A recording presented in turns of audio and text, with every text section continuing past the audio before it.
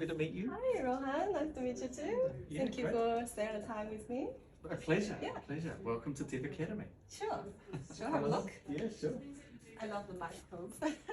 Yeah. So we obviously being having a lot of students around, we want people to be able to travel in any way they can. Yeah. So yeah, lots of bikes. Yeah, you can see that we want people to really feel at home here. Yeah. We've got lots of plants around, lots of lights. We've even got a bit of an outdoor area, got a full kitchen. So yeah, it's an office, but it's also a learning environment. So it's like a campus. Students do project here, or just like They do. staff working. No. So we've got staff around us, but our students work off these pairing stations here. So you can see there's two monitors, two chairs, and one of everything else. So all of our students work with each other. Right. There's a huge emphasis on learning together, collaborating together. Yes, we do code, but we must be able to work with each other. It's incredibly important. People is essential. That's right. Yeah, we have a saying: to be a good software developer, study code. To be a great one, study people. Oh yeah, absolutely great. Just like BAs. Yeah. I think it's for most disciplines, right? Like you can't leave out the people. Yes, totally. Yeah. So people right now, make the business. yeah. Right now, our students are in our lecture room. They're actually they're doing a human skills part of the program, which is a soft skills training. All right. So we have one of these every week where you take a deep dive into a number of different things. So some of them are things like conflict resolution or bias, and you take a deep dive into this, but then you're bringing it out and you're putting it into your daily practice, because every week we also have projects. And this is where we're putting a lot of pressure on students to put into practice all that technical stuff, but also think about how you're working and collaborating and making your ideas come to fruition. That's brilliant. Do you have lunch session every week, like human skills? We do. Cool. Yeah, it's a big part of the curriculum. It's also probably one of the biggest things that differentiates us from others. And also when we are working with our employers, that's the biggest thing they're looking for. Is when you walk through the door for an interview, do you have the ability to have work with others, have self-awareness, can you learn at speed? All of these are sort of soft skills. It's nothing to do with coding. Exactly. And it's hard to pick up, right? It is. Well, if you have an environment that fosters it, it can work well. But most environments is just one person delivering information to a big lecture hall. We don't do any of that. That's great. All of us is around storytelling, learning by doing, immersion, tons of project work. Yeah. And it's great fun. That's awesome. Shall we just walk a bit around? Yeah, sure. As well? So around the school, around the sort of the learning part of it, we've got a bit of co-working space. We've got a number of tech companies that work with us. Oh. We've got some of our staff as well. The idea is... Just curious. These are all of our cohort awards. Wow. So these are some of the more recent ones up here, 21 and 22. All the birds. That's right. But this is our first one here, 2014, first cohort. So yeah, we've obviously been around for about 9 years now. That's cool. Yeah, and this represents all the cohorts we've had in Wellington. So we've also got a campus in Auckland as well. Yeah. And yeah, they've got a similar sort of thing, a similar sort of arrangement. Super cool. Yeah, it's nice. So around the school we've got this, and the reason we have tech companies so close to us is we want it to feel like a real life environment. We actually say to students, this is your first day on the job. It's like you've started a new job, and this is your onboarding, and this is how you sort of get up to speed.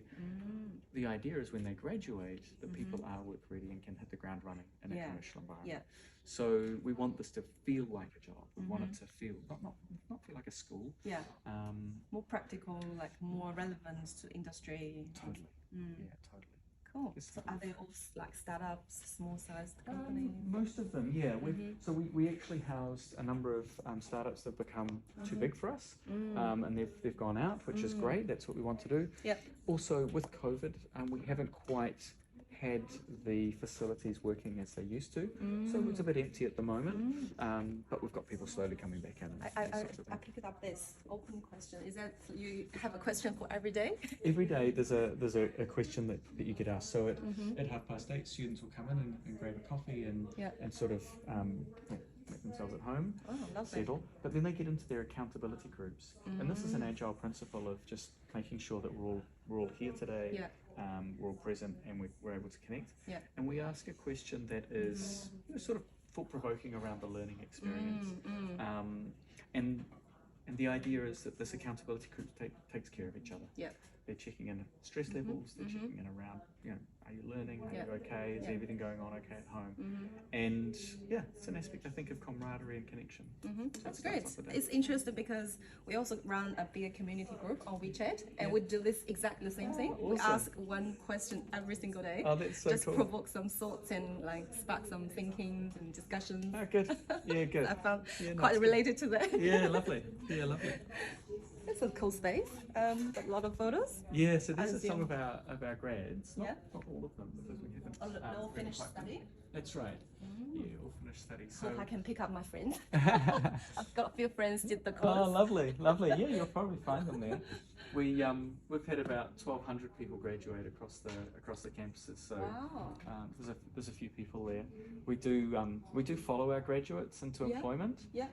Because we do want to see the impact that we're making and making sure that we're doing the right job. If we need to tweak and change things, that we can, and we do change things often. We've just actually brought in TypeScript into our curriculum, which is a big change, and that's again is because the way in which we're producing software at the moment, the languages and the philosophy of that is needed to be updated, and we've brought that in.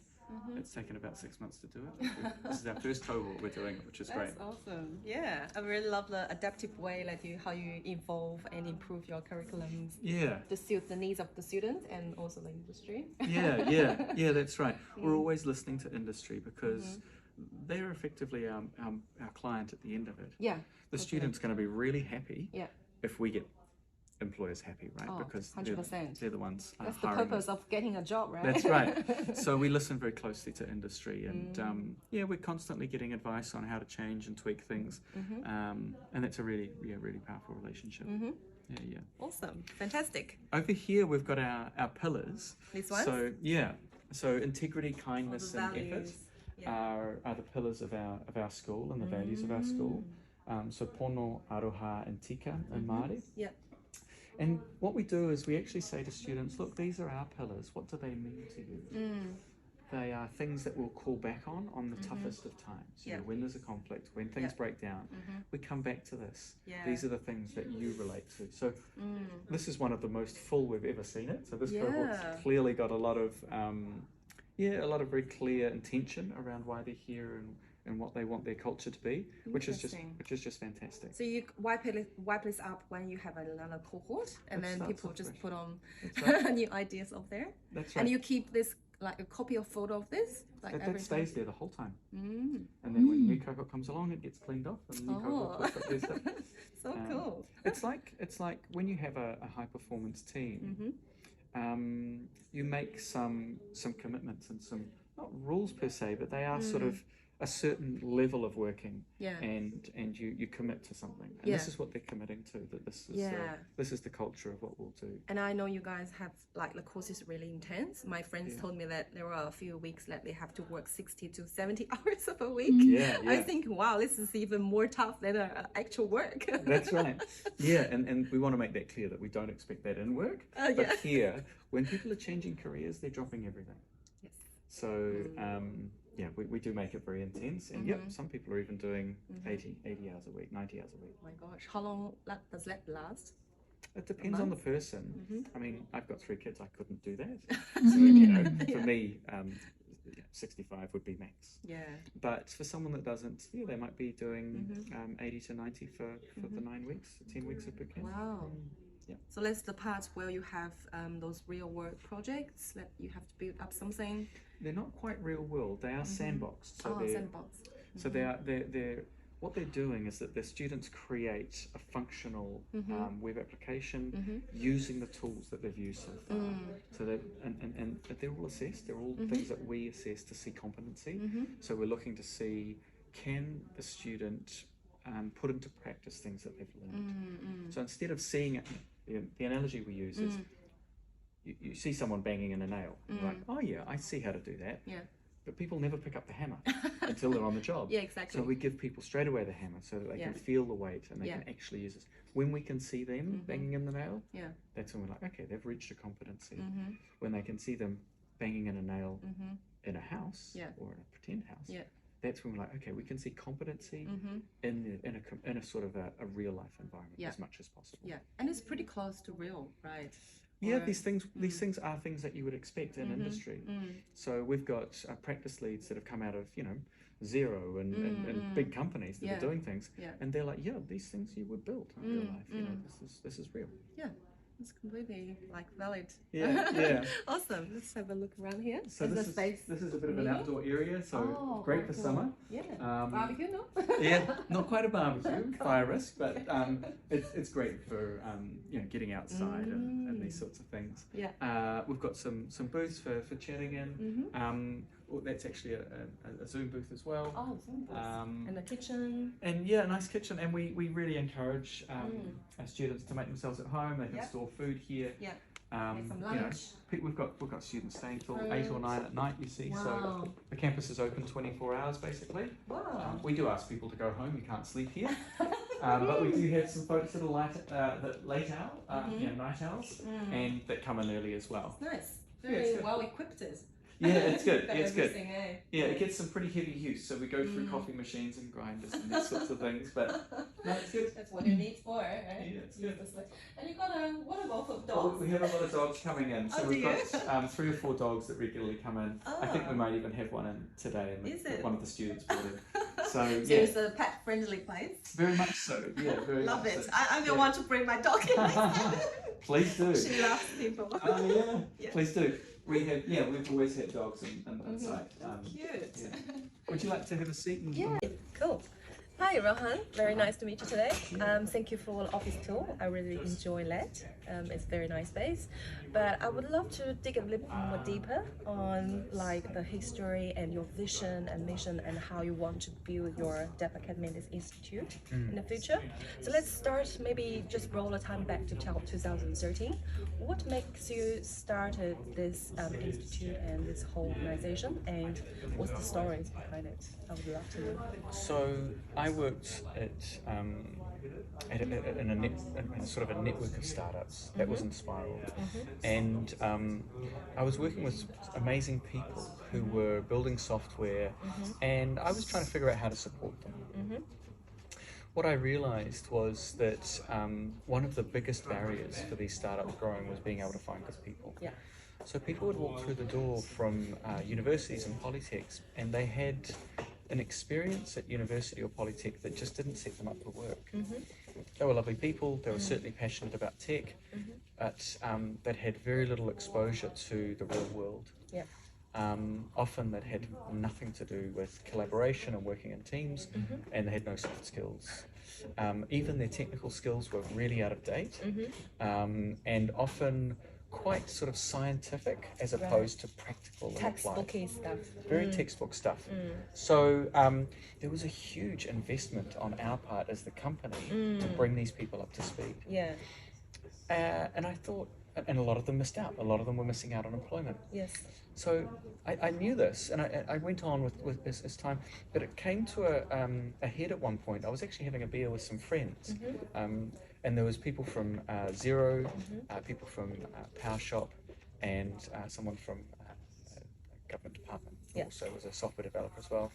And we were talking about this, and I said, well, what is the biggest barrier to your company? These have all got very strong brands, should be able to find people easily. And they said, no, it's talent. By far, it's talent. And I said, well, why are we doing something about this? And they said, well, we've actually talked to educators. They're not incentivized to serve us. Their incentive comes by getting people to degrees. Yeah. They're not really incentivized to get people work or set people up for work. Yeah. So that kind of annoyed me. I think there was something unjust in that. And I thought, well, let's design something that is fit for purpose. So we actually had heard, my business partner Joshua, who was working in this network as well, had a friend in the States that was running a company called Dev Bootcamp. And they were the pioneers of this sort of intensive bootcamp training and software development. Right. And we spoke to him and said, hey, is it working? And Joshua went and visited, and he was amazed at how effective it was. Right. So we had an agreement there with them to bring some of this curriculum back. We adapted it to a New Zealand context. And before we started, we sat down with about 40 employers. Yep. And we asked them a very simple question. What makes a good software developer a great one? And we were quite surprised with what came back. There was this huge, unanimous voice that said, it's all to do with soft skills. The first one being passion. Yep. The second one being the ability to learn. The third being self-awareness and the ability to work in teams. Yep. And collaborate, right. to problem solve and communicate with a wide variety of audiences. So this includes technical, non-technical within the business, and clientele. And we started thinking about these things and going, wow, all of these things are soft skills. Yes. Coding, in fact, was number 6 on the list. And most employers were saying, well, we can teach people how to code. Don't worry about that. Yeah. It's the easy part to pick up. That's the easy part. Yeah, quick one. But we knew that obviously we can't have a boot camp without the coding. Yes. But there was right from the start, there was a real emphasis on, okay, we can't just focus on the zeros and ones. We've really got to focus on that whole person, which, to be honest, was hugely reassuring because we were looking for that. I just didn't realise everyone was looking for that. Common pain point. A common pain point. So we started in 2014. We actually advertised. Our first cohort was a dream cohort. It had some of the most amazing people that I've met in this experience. There were we actually had some founders of some pretty prominent companies. So the founder of Banker came through here, Kendall Flutie, who's a phenomenal entrepreneur and just an amazing human. Yep. We had the founder of Deliver Easy come through the program. Yep. A lot of those people that went through those first programs have become entrepreneurs. Wow. And I think that's a really important thing to note, that software development is so versatile. Yes. You can contribute to any field. Yeah. But also, it's incredibly versatile if you want to start your own ideas. So we started back then. It's an intense program. We'd adopted it from the States and applied to, kind of melded it and changed it to apply it here. Yep. And we started, we didn't really know what we were doing, but we listened very carefully to our students and to our employers. Yeah. And we changed often. And that served us beautifully. Yes. We threw out our curriculum, 4 times now? Wow. We have made things longer, shorter, and brought bits of this in. We've done huge amounts of teacher training. Yeah. There has been a lot of work to really meet the needs of our students and our employees.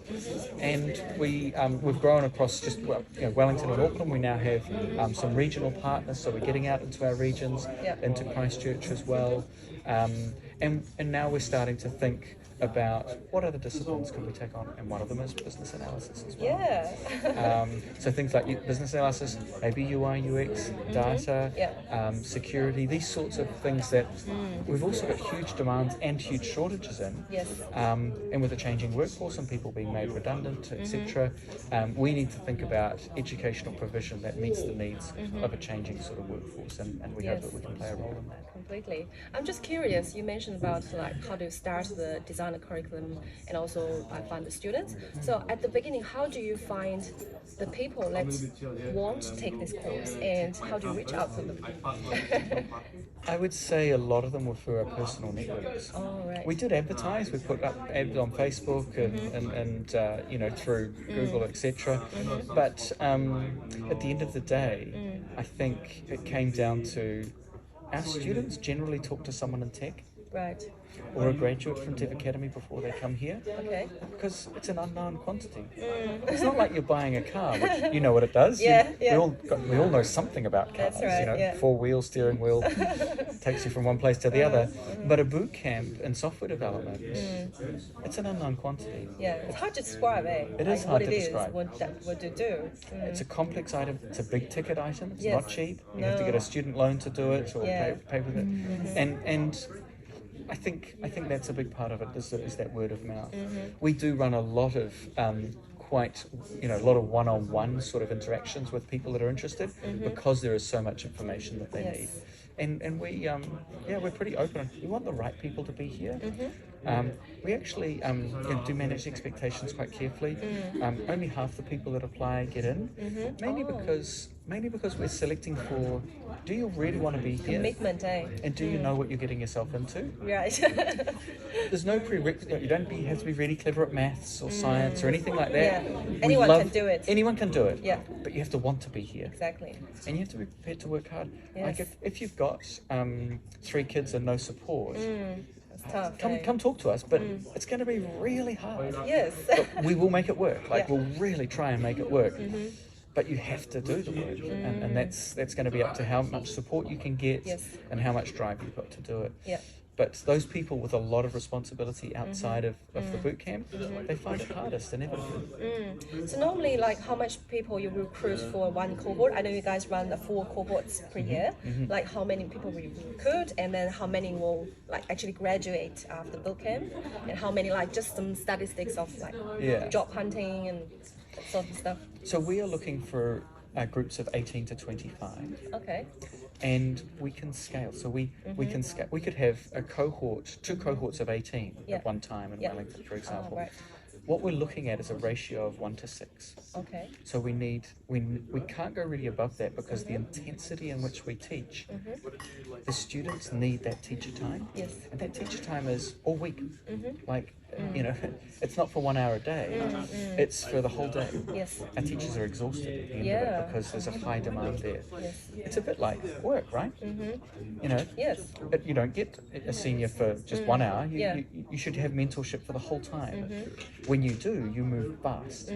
Now, we want to move people fast. Yes. They're making a big investment, and we make a big investment in them. So our cohort size generally 18 to 25.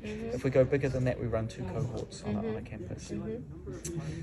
You mentioned about what happens afterwards. Yeah, like how many people can actually complete the whole thing. We have exceedingly high in completion rates, so over 95%. Wow.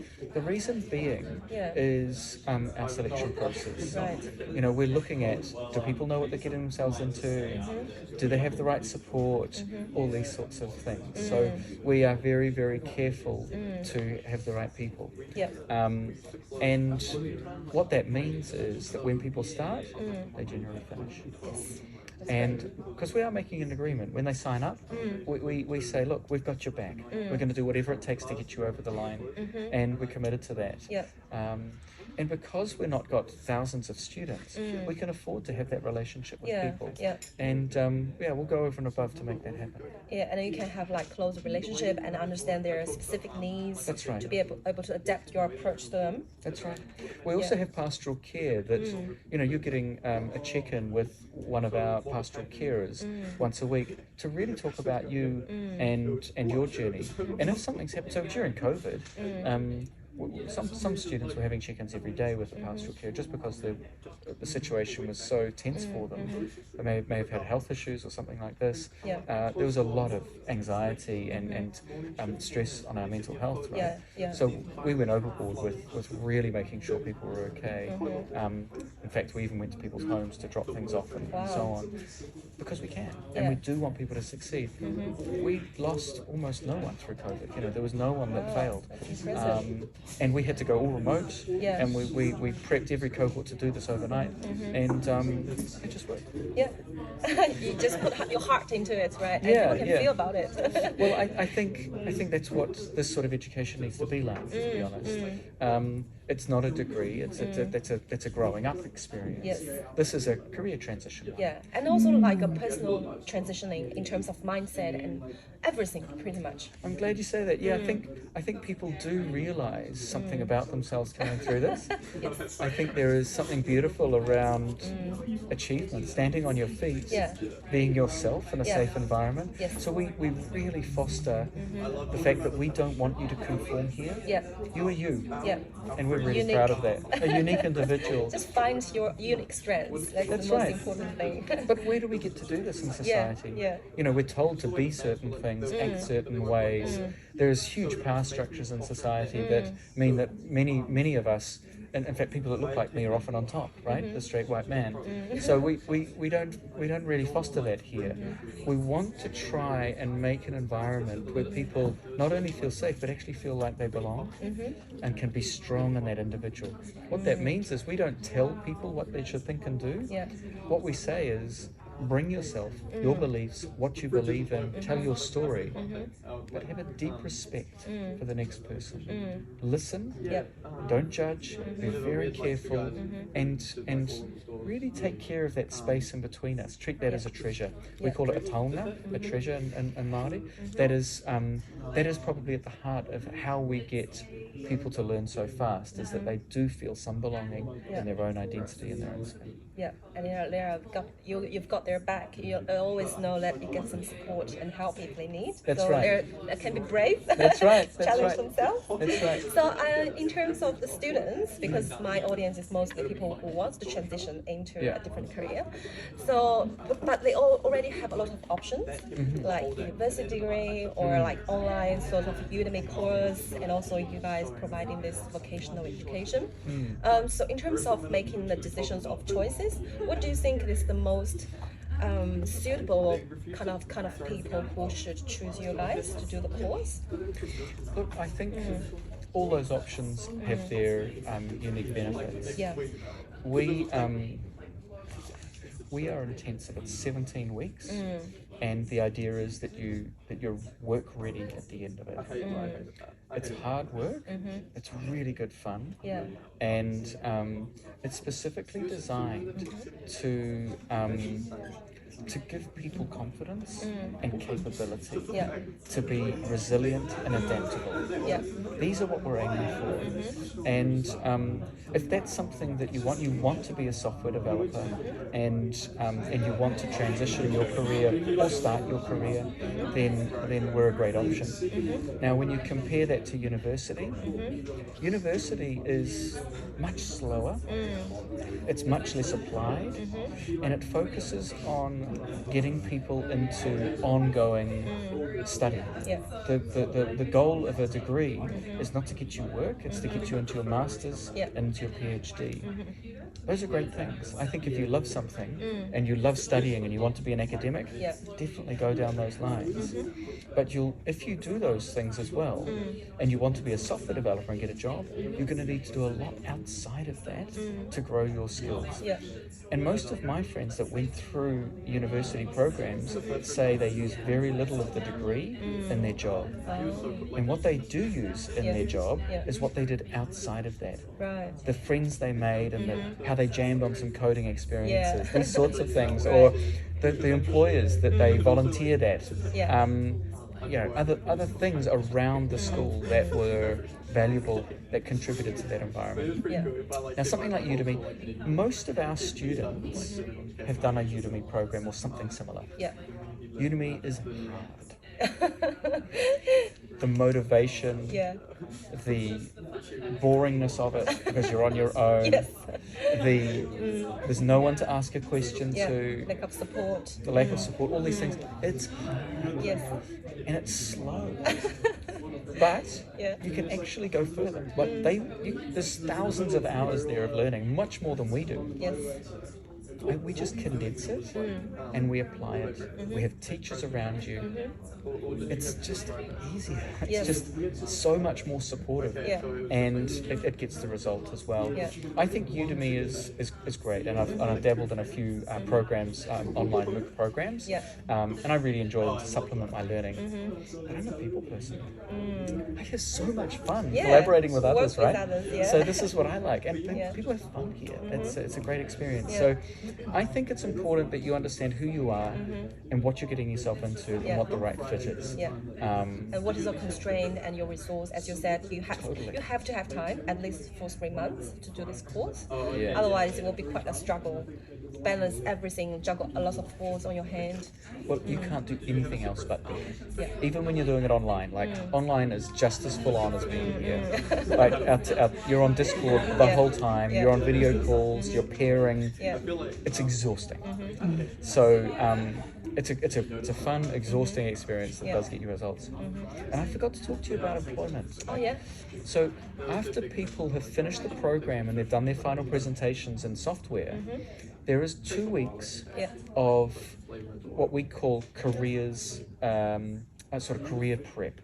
This is all your assets, CVs, cover letters, all of the opportunity creating, all of your networking, and how to apply for jobs and so on, and then interviewing. We take some really big deep dives into these. This is kind of a discipline of itself. Like, who teaches you how to find a job? No one, right? I think it's a missing part for a lot of unis. So we think this is incredibly important because most people can be a great software developer, but you also have to be a good job hunter, and we do know how to do that. So we take a deep dive into this so that our students are empowered to be able to job hunt, and we support them for as long as it takes. And we have supported people for 6 months. Wow. Yeah. That's amazing. Because some people don't want to job hunt straight away. They're like, I want to go back and study some more and do this. If you come back in 6 months, we're totally happy to help you. But we measure our school on the ability for our students to get work, and not just any job. A job is a software developer or related area. So software developer, back-end, front-end, game developer, DevOps, a technical role. Like being an administrator, no, that's a fail on our part. Right. It's okay though if a student says to us, hey, I like software development, but I don't love it. We still don't regard that as a success, but that's okay. So we're actually very happy to have 15% of people not employed as software developers, because that 15% didn't want to be a software developer. Yeah, that's right. So we have an 85 or over 85% employment rate as a software developer or related area, and we've maintained that pretty much since day one. It's very high, very It is. successful. Again, it's got to do with the selection and getting people that want to be here, but also I think our relationship with employers and making sure that students are supported into the right employer. Do you do actually like the referrals to the employer? Not per se, no. We bring employers in to our careers weeks and connect them. But we've been asked by employers not to be recruiters. Right. And there's a really good reason for that. Is students need to have the initiative to go out and seek people that they want to work with. Totally. Products, people, and team. Yeah. So if we were to set up internships and jobs, it does compromise that a little bit. So we haven't done that. However, we do realise there's a balance in this. Yes. And we have often sat down with employers and bent over backwards to create roles. And there are some companies out there that have hired a lot of people from us, you know, the Xeros, the Datacoms, the TradeMes and so on. They've hired, you know, large numbers of students. So we don't place people, but we do create strong bridges into these employment. Pathway for them. That's right. And we're also constantly evolving that environment as well. There is such a demand for software developers, in particular seniors and intermediates, because they're the ones that can mentor the juniors, that we might be doing a bit more work in that area to create even stronger pathways for our graduates. That's awesome. That's actually something I want to do for business analysts, because there's lack of pathways like that. So maybe bring this forward a little bit, look into the future. You guys have done such a brilliant job. But however, in the future, I know you guys are maybe targeting at more like local students who already got their residency or doesn't worry about the visa stuff. But do you have any plans to bring over maybe international students and open the door for these people? So doing that takes quite a bit of effort on our part. There is quite a lot of rules and regulations around it. Now, we would love to do that one day, but our history so far is we used to be outside of the education system for the first 4 years. Then we came into it, and that was a huge change. We got all of our school accredited, all of our curriculum accredited by NZQA. We have recently actually had that turned into a qualification, so now people receive a certificate in applied software development at level 5 and 6, so that's cool. Then we had COVID, so it's just a case of us getting a bit of breathing room to go through that process. There is an international charter that you sign up to, a standard. We would meet it, but we'd have to be audited on it and go through that process. There is also, we need to be really prepared to do that really well. You can see that our commitment to students is huge. Yes. I think the level of support that international students receive is pretty bad. And if we were to do that, I'd really like to do it well and set a really high bar. So that's a big thing for us. And I think if we were to go down that road, we'd need to make a decision to do it and to do it very, very well. But you'd be the first person I talk to around absolutely. how to do it well, and as someone to be potential advisor on that, but also to be able to promote that to your folks if that was something that absolutely. But another question is that if you ever bring like more students to your school and curriculums, but based on your current business model and how you care with the students, how do you think it can scale, like to take in more students? Make it bigger? Well, even you want to make it bigger? Like, that's the first question. Well, we do want to make it bigger. So our goal is to be able to train 60,000 software developers for New Zealand. That's what we need over the next, well, we don't know, maybe 10 to 15 years. If we can do 60,000 over that period of time, I'd be surprised. But that's a goal. Yeah. I don't know how we would do that, but it's not going to be out of this office. We would have to have bigger offices. Yeah. But some of the future I see is, well, where is a school? Do we keep schools as schools? Do our work environments become schools? What's it like when Xero has a dev academy in it?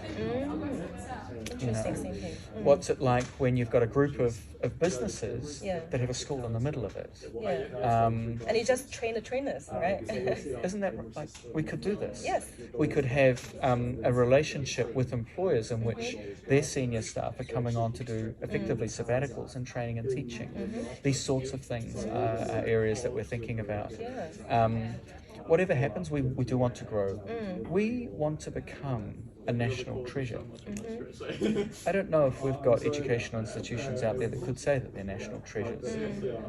But what does a national treasure mean? I think that means being something that is a real support and value to everyone, not just to a few people that can access it in its exclusivity, but something that is a lifelong partner as we go through the turmoil of a changing workforce over our lifetimes, but that also serves everyone in Aotearoa and coming to it.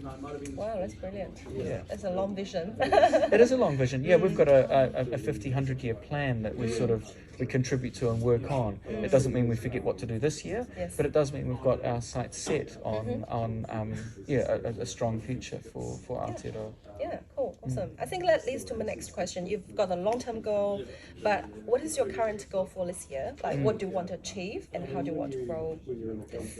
Well, first and foremost, we want exceptional people to show up to study with us. Yeah. So word of mouth is everything. We ask our alumni to if you notice someone that you think would be great at software development, send them our way. Referrals are wonderful because our graduates can see good people. Yeah. We also ask that of our employment partners, and we get a huge amount of referrals from our employment partners, which is great. Yeah. This year we are developing a part-time program. Oh, yeah. So this will be not as intense. You'll be able to do it whilst working, whilst having 3 kids. Nice. And again, this is around an accessibility thing. Some people can't leave work. Yes. They rely on it too much. Yeah. They just Your don't have the income. don't have the financial support. Yes. Some people are looking after children, sick ones, and so on. We want to make this as accessible as possible. Yep. And we're incredibly fortunate that TEC is supporting us to develop this program so that we can serve the needs of those folks that can't take time off. So the part-time program is going to be very interesting. Yep.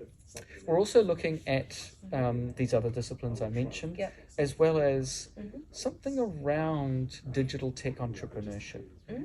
How do we create an experience that gives people the tool sets to be able to rapidly build businesses, tech businesses? That's a challenge that we face. We won't be able to do all of these things, but that's on the cards. A lot of our students also would like to continue to study with us. And we are thinking about what is a product that they could continue to study with us whilst continue to work. So effectively maintain their skills, grow their skills, but also job hunt. Yeah, and also career progression, like how to step up to like manager level or lead level. Good point. So what could also be applicable to someone that's got a job for 3 years, come back to us and go, oh, I'd like to do that, that part-time program and upskill. Again, that's our commitment to being a lifelong partner as well. Yeah. So we've got a lot of ideas. Oh, wow, absolutely. Yeah, I think it's an exciting space to be in. Tech's got so much to offer. I know. Yeah. And we see such a need for good people. So our job is to try and create great pathways, learning experiences for those great people to be able to join tech. Yeah. And we could talk for a long time about how many different pathways there are. I love it. But we're constantly innovating and always looking to be able to serve those good people. What is your current biggest challenge? Maybe I can see if I can help anything in that space. Look, I think one of the biggest challenges is convincing people that tech is for them. We still have a lot of our environments, whether it be school or social environments, that say women should not be in tech. Yeah, that's not right. Or, creatives, art people, tech's not for you, it's for mathematical science people. This is totally wrong. Like, nothing could be more wrong. This is a place that accommodates everyone from all walks of life. We would love to see more Māori and Pacifica on our programs, more women on our programs, more creatives on our programs. Diversity. Diversity of thought, diversity of demographic. If you think this is not for you, you're wrong, and come and talk to us. Talk to colleagues. There are still some people out there that say this is just for men. Don't listen to them. It's not true.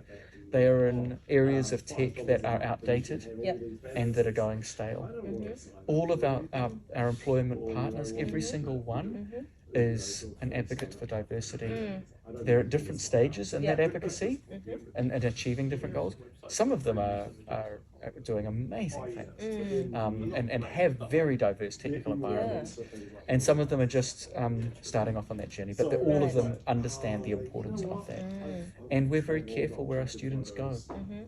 So if you're scared about going into one of those toxic environments, we've got your back. And come back to us. We are totally supporting you to go into a place that values you as who you are and nourishes you in a good way. And if it's not the right place, come back, we're going to find you another one. That's perfect. You always be the safety net for these people. Always, Like once they are the students of your academy, then they are like the babies or That's right. That's not Hotel California, right? You can check in, but you can't check out. We're there. That's brilliant. We have a certain responsibility, I think, as well, to manage expectations, but to also follow through on that expectation. And that does come down to really sitting down with someone saying, that job is a toxic one, you need to change. And we actually talk to the employer and we say, hey, this student's had a pretty awful experience, this is why, we recommend these things. I would say 99% of the time, the employer says, my goodness, thank you for that feedback. We do want to change. We did not expect that. That wasn't a good match. We need to do better. And sometimes it's just not a good match, and that's okay too. Like, not everyone suits every place. Exactly. So, but there is choice. I think you guys are not just changing the students' life, but also change the landscape and the mindset of the industry. And it's like, but you need to make efforts on both sides rather than just like developing the student skills, right? That's right. Look, that's a big part of it as well, is educating employers. I've actually just had a session this morning around talking to hiring managers on how to see potential. Oh my gosh, I would just resonate so much with you. I was doing exactly the same thing. Good. Oh, lovely. Yes. Lovely. Because what we look at is usually, the sort of, I've got to fill a job description. But what we need to understand is that most jobs are 80% the same. It's, it's the person that you're looking at. So I need to look past, I suppose, credentials and more into what is the experience that someone's had and how to pull that apart and how to interview for that and create an experience for that. That's one of my passions. Absolutely. I think we can work on that together for so many things. Oh, great. I'm looking forward and to also like the women in tech is also my passion as well, because most of, maybe 90% of my audience on social media are females, and they are in their mid-career. They already got 5 to 7 or maybe 10 years of experience, but they're looking at change into another direction to make it more like satisfying job. Beautiful. So I think they are perfect, like the group for your academy, and also like for my passion as well. And I think your talk and your sharing will definitely be an inspiration for all of people who watch this. Well, my message to those people really is that you're probably the most critical person of yourself, but what I have realized through my experience here is that 4 or 5 years in a career gives you a huge skill set. Yes. And that skill set that you've learned has probably got to do with how to work with others, how to self-manage, how to learn on the job, how to communicate effectively, how to understand a business environment. Those are absolute key things for software development. Yes. So all of those, that self-doubt, I would like, if you can, to set that aside and think about all of those things that you have learned, and the fact that those things are incredibly valuable in a software development environment, in a tech environment, and we need you. We need those skills.